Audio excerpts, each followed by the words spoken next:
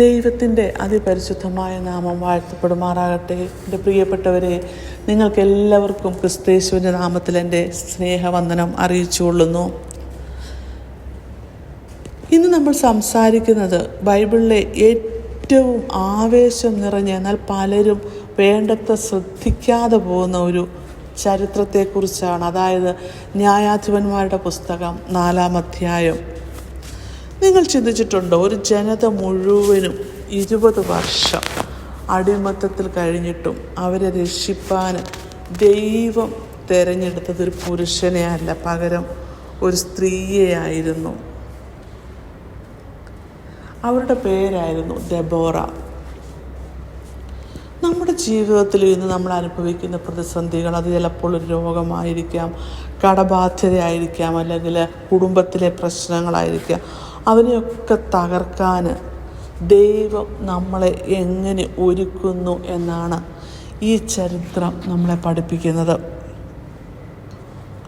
ന്യായാധിപന്മാരുടെ പുസ്തകം 4-ാം അധ്യായം 3 മുതൽ 10 വരെയുള്ള വാക്യങ്ങളിൽ നമുക്ക് കാണുവാൻ സാധിക്കുന്നത് അക്കാലത്ത് ഇസ്രായേൽ ജനത വലിയ കഷ്ടത്തിലായിരുന്നെന്നുള്ളതാണ്. യാബീൻ എന്ന രാജാവ്, അയാൾക്ക് 900 ഇരുമ്പ് രഥങ്ങളുണ്ടായിരുന്നു അദ്ദേഹത്തിന്. ഈ രഥങ്ങളെന്ന് പറഞ്ഞു കഴിഞ്ഞാൽ ഇന്നത്തെ കാലഘട്ടത്തിലാണെങ്കിൽ നമ്മൾ യുദ്ധത്തിനൊക്കെ ഉപയോഗിക്കുന്ന ടാങ്കർ പോലത്തെ സാധനം. എന്നാലോ ഇസ്രായേൽ മക്കൾക്കൊന്നും ഒരായുധവുമില്ല, പക്ഷെ അവർക്ക് ഉണ്ടായിരുന്നത് ദൈവമായിരുന്നു, അവരുടെ കൂടെ ഉണ്ടായിരുന്നത്. ദെബോറ എന്ന ആ സ്ത്രീ ഈന്തപ്പനയുടെ ചുവട്ടിലിരുന്ന് ജനങ്ങൾക്ക് നീതി, ന്യായവിധി ഒക്കെ നടത്തിക്കൊടുത്തിരുന്ന ഒരു സ്ത്രീയാണ്. അവരൊരു പ്രവാചകിയായിരുന്നു. അവർ ഒരു ദിവസം ബരാക്ക് എന്ന ആളിനെ വിളിച്ചു പറഞ്ഞു, യഹോവ നിന്നോട് കൽപ്പിക്കുന്നു, നീ 10 ലക്ഷം ആളുകളുമായിട്ട് താബോർ മലയിലേക്ക് പോകുവാൻ. ഇവിടെയാണ് നമുക്ക് ആ ട്വിസ്റ്റ് കാണുവാൻ സാധിക്കുന്നത്. അപ്പോൾ ബാരാക്ക് പറയുകയാണ്, നീ വന്നാൽ ഞാനും വരാം, അല്ലെങ്കിൽ ഞാൻ വരില്ല. ബാരാക്ക് ഭയങ്കര വലിയൊരു പോരാളിയാണ്, പക്ഷേ അവൻ്റെ ധൈര്യം ആ ഒരു മനുഷ്യനിലാണ്, അതായത് ദെബോറ കൂടെ ചെല്ലുന്നതിലാണ് അവൻ്റെ ആ ധൈര്യം ഇരുന്നത്. നമ്മൾ പലപ്പോഴും ഇങ്ങനെയൊക്കെയല്ലേ? നമ്മളൊന്ന് ചിന്തിച്ച് നോക്കിയാൽ ദൈവത്തെക്കാൾ കൂടുതൽ നമ്മൾ മനുഷ്യനിലല്ലേ ആശ്രയിക്കുന്നത്? എന്തെങ്കിലും ഒരു കാര്യത്തെ നമ്മൾ ഇറങ്ങിത്തിരിക്കുമ്പോൾ ദൈവം നമ്മുടെ കൂടെ ഉണ്ട് എന്നുള്ളൊരു വിശ്വാസം നമുക്കില്ലാതെ നമ്മൾ മറ്റു പലരിലും, മറ്റു മനുഷ്യരിൽ നീയുടെ എൻ്റെ കൂടെ ഉണ്ടെങ്കിൽ എനിക്കിത് ധൈര്യമാണ് എന്ന് പറയത്തില്ല. അതുപോലെയാണ് അദ്ദേഹവും ഈ ദെബോറയോട് പറയുന്നത്, നീയുടെ എൻ്റെ കൂടെ വന്നു കഴിഞ്ഞാൽ ഞാൻ ഈ 10,000 പേരെ കൂട്ടുവാൻ പോകാം എന്ന്. നമുക്ക് കാണാൻ സാധിക്കുന്നത് സങ്കീർത്തനങ്ങൾ 20-ാം അധ്യായം. ചിലർ രഥങ്ങളിലും ചിലർ കുതിരകളിലും പ്രശംസിക്കുന്നു, നാമോ നമ്മുടെ ദൈവമായ യഹോവയുടെ നാമത്തിൽ പ്രശംസിക്കുന്നു.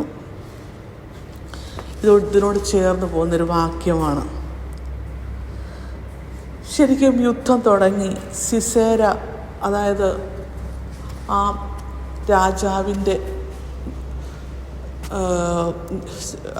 രാജാവിൻ്റെ മെയിനായിട്ടുള്ള ആ പടത്തലവന് തൻ്റെ 900 രഥങ്ങളുമായിട്ട് ഇങ്ങനെ വരികയാണ്. ബാരാക്കിൻ്റെ കയ്യിൽ എന്താ ഉള്ളത്? വെറും ഒരു കാലാൾപ്പട മാത്രം.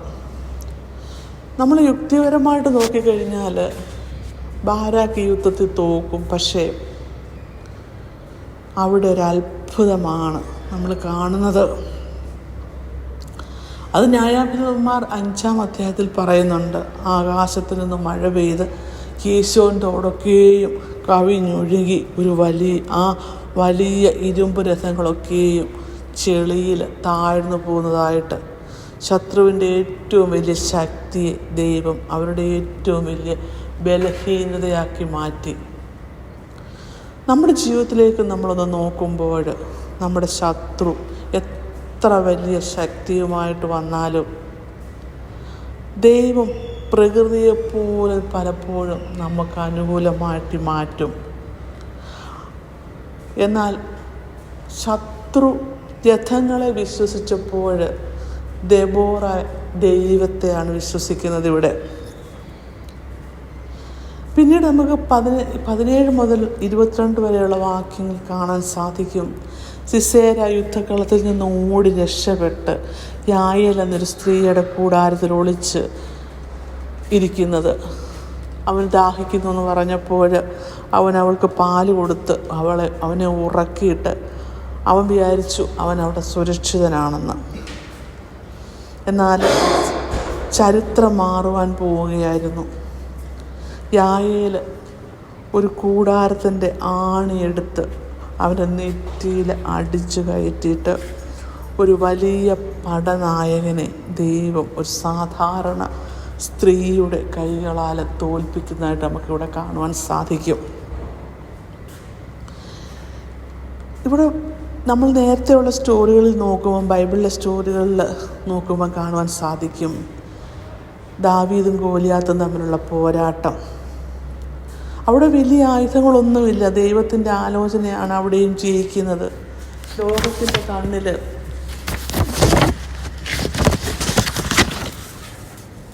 ലോകം നോക്കുമ്പോൾ ബലഹീനരായിട്ടുള്ള ആളുകളെ ദൈവം വലിയ കാര്യങ്ങൾക്കായിട്ട് ഉപയോഗിക്കുന്നതായിട്ട് നമുക്ക് കാണുവാൻ സാധിക്കും. 1 കൊരിന്ത്യർ 1:27 ഇപ്രകാരം പറയുന്നു: ലോകത്തിൽ ബലഹീനമായതിനെ ദൈവം ശക്തമായതിനെ ലജ്ജിപ്പിക്കാൻ തിരഞ്ഞെടുത്തു. എൻ്റെ പ്രിയ സഹോദരങ്ങളെ, ഈ ന്യായാധിപന്മാർ 4-ാം അധ്യായം നമ്മോട് സംസാരിക്കുന്നത് നിനക്ക് ശക്തിയുണ്ടോ എന്നതല്ല. എന്നാൽ അത് ചോദിക്കുന്നത് ഇതാ: നിനക്ക് അനുസരിക്കുവാൻ ധൈര്യമുണ്ടോ? അതാണ് ചോദിക്കുന്നത്. ദെബോറയ്ക്ക് വാളുണ്ടായിരുന്നില്ല, എന്നാൽ അവൾക്ക് ദൈവത്തിൻ്റെ ശബ്ദമുണ്ടായിരുന്നു. ബാരാക്ക് ആ സ്റ്റാർട്ടിങ്ങിൽ അവൻ പൂർണ്ണ വിശ്വാസത്തോടെ ആരംഭിച്ചില്ല, എന്നാൽ അവൻ ദൈവത്തെ ഒരിക്കലും വിട്ടുപോയില്ല. യായേൽ യുദ്ധഭൂമിയിലൊന്നുമല്ല അവൾ നിന്നത്, എന്നാൽ ദൈവം എത്തിയപ്പോൾ അവളും പിന്നോട്ട് പോയില്ല.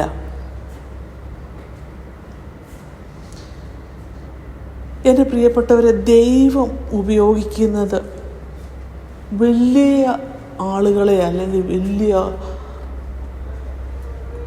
നമ്മൾ മാനുഷികമായിട്ട് വിചാരിക്കുന്ന വലിയ കഴിവുകളുള്ളവരെ ഒന്നുമല്ല. അവനെ അനുസരിക്കുവാൻ ലഭ്യമാകുന്ന ആരെയാണോ അവരെയാണ് ദൈവം ഓരോ കാര്യങ്ങൾക്കും നിയോഗിക്കുന്നതെന്നാണ് നമുക്കിവിടെ നിന്ന് മനസ്സിലാക്കുവാൻ സാധിക്കുന്നത്. ഇന്നത്തെ നമ്മുടെ സഭയ്ക്കും നമ്മുടെ കുടുംബത്തും നമ്മുടെ തലമുറയ്ക്കും ഒക്കെ ദൈവം അന്വേഷിക്കുന്നത് കയ്യിൽ ആയുധമുള്ളവരെ അല്ല, പ്രിയപ്പെട്ടവരെ. ദൈവത്തിൽ ഹൃദയം സമർപ്പിച്ചവരെയാണ് ദൈവം അന്വേഷിക്കുന്നത്. നമുക്ക് ഭയമെന്ന് പറഞ്ഞു കഴിഞ്ഞാൽ ദൈവം ഒപ്പം പറയും നമ്മളോട്, ഞാൻ നിൻ്റെ കൂടെയില്ലേ, പിന്നെ എന്തിനാ ഭയക്കുന്നത്? ലോകം നമ്മളോട് പറയും നിനക്ക് കഴിയുകയില്ല, പക്ഷേ ദൈവം നമ്മോട് പറയും എനിക്ക് കഴിയും. നിനക്ക് കഴിയത്തില്ലെങ്കിൽ എനിക്ക് കഴിയും. എൻ്റെ പ്രിയപ്പെട്ടവരെ, നിങ്ങൾ ഇന്നൊരു കാര്യം മനസ്സിലാക്കണം. ഒരു ദെബോറ മതി ഒരു രാജ്യത്തെ ഉണർത്തുവാൻ, ഒരു യായേൽ മതി ഒരു യുദ്ധത്തിൻ്റെ തന്നെ ദിശ മാറ്റിമറിക്കുവാൻ, ഒരു അനുസരണമുള്ള ഹൃദയം മതി നമ്മുടെ ചരിത്രം മാറ്റിത്തിരുത്തുവാൻ. അതിനാൽ എൻ്റെ ചോദ്യം ഇന്നത്തെ ഇതാണ്: നീ എവിടെയാണ് നിൽക്കുന്നത്? മൗനത്തിലാണോ അതോ ദൈവത്തിലുള്ള വിശ്വാസത്തിലാണോ? നമുക്ക് പ്രാർത്ഥിക്കാം. സ്വർഗസ്നായ ഞങ്ങളുടെ പിതാവേ, ഇന്നീ വചനത്തിലൂടെ ഞങ്ങളുടെ ഹൃദയങ്ങളെ നീ ഉണർത്തിയതിന് നന്ദിയോടെ സ്തുതിക്കുന്നു, സ്തോത്രം ചെയ്യുന്നു. കർത്താവേ, ഭയം ഞങ്ങളെ തടഞ്ഞെടുത്ത് ആ ദെബോറയുടെ ധൈര്യം ഞങ്ങളിലേക്ക് തരയണമേ. സംശയം ഞങ്ങളെ പിന്നോട്ടടിച്ചെടുത്ത് ആ ബാരാക്കിൻ്റെ വിശ്വാസം ഞങ്ങൾക്ക് നൽകണമേ. ചെറുതെന്ന് തോന്നുന്ന ഇടങ്ങളിൽ പോലും യായേലിനെ പോലെ നിൻ്റെ മഹത്വത്തിന് വേണ്ടി ഉപയോഗിക്കപ്പെടുവാൻ ഞങ്ങളെ നീ ഒരുക്കണമേ കർത്താവേ. ഇന്ന് ഞങ്ങൾ നിൻ്റെ മുമ്പിൽ പറയുന്നു കർത്താവേ, ഞങ്ങൾ തയ്യാറാണ്, ഞങ്ങൾ ലഭ്യരാണ് നിൻ്റെ മുമ്പിൽ. ഞങ്ങളെ നീ ഉപയോഗിക്കണമേ. ഈ തലമുറയിൽ മൗനം പാലിക്കുന്നവരല്ല ദൈവമേ, നിൻ്റെ സത്യത്തിനായിട്ട് എഴുന്നേൽക്കുന്നവരാകുവാൻ ഞങ്ങളെ നീ മാറ്റണമേ. ഞങ്ങളുടെ കർത്താവായ യേശുക്രിസ്തുവിൻ്റെ നാമത്തിൽ ഞങ്ങൾ പ്രാർത്ഥിക്കുന്നു. കൃപയോടെ കേൾക്കണമേ. ആമേൻ.